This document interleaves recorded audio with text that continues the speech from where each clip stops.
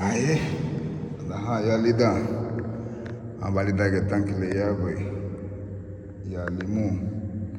Mahamuso bai babla yara bai nahi mu ogu. Ya bai. Dama la belo muso hui ridage. Huantile ya bai. Abale yete ke bai fen yenge. La belo muso huya. Porque wote mukate amogalón. Y debemos reflexionar porque esto fue un trabajo comunitario. Gata pun dapat aku biar aku lagi waktu bal hawa aku fiu gunya. Dapat ni hal ciu gunua. Kalile. Mezcla luego que era la de gunua flasuleya. Luti Villa, supuestamente tenemos más capacidad intelectual, pero somos más deshumanos, más que mandado a hacer.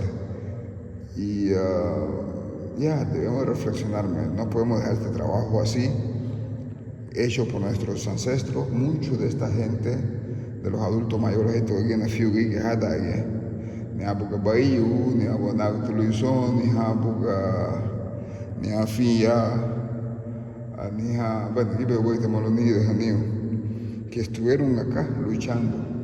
Entonces, un video al abandono no debería ir acostumbrarnos a la llave, sabiendo que Wagu era asunto de video negado luego usago. So, maybe la más bastante de los nombres de los lamentos, y Hoga. Parece que había un proyecto acá de una bomba. Yo estaba ahí abajo y Dugati.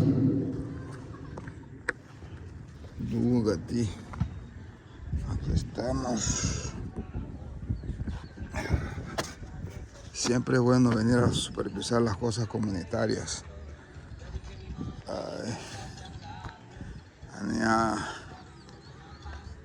Río Roñero, creo que es Ñero, algo por el estilo, que se llama la vaina esa.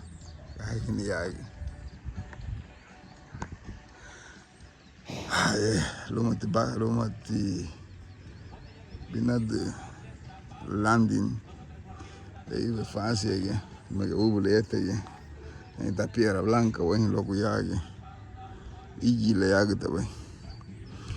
Entonces siempre venimos a supervisar las cosas comunitarias. Es necesario supervisarlas porque nos compete. Pagamos impuestos, por lo siguiente debemos de supervisar las cosas nuestras. Yo me imagino que este está igual que el otro. Estoy suponiendo. Dugati, la ubicamos, pueden ver, parecen selva ahí. Entonces,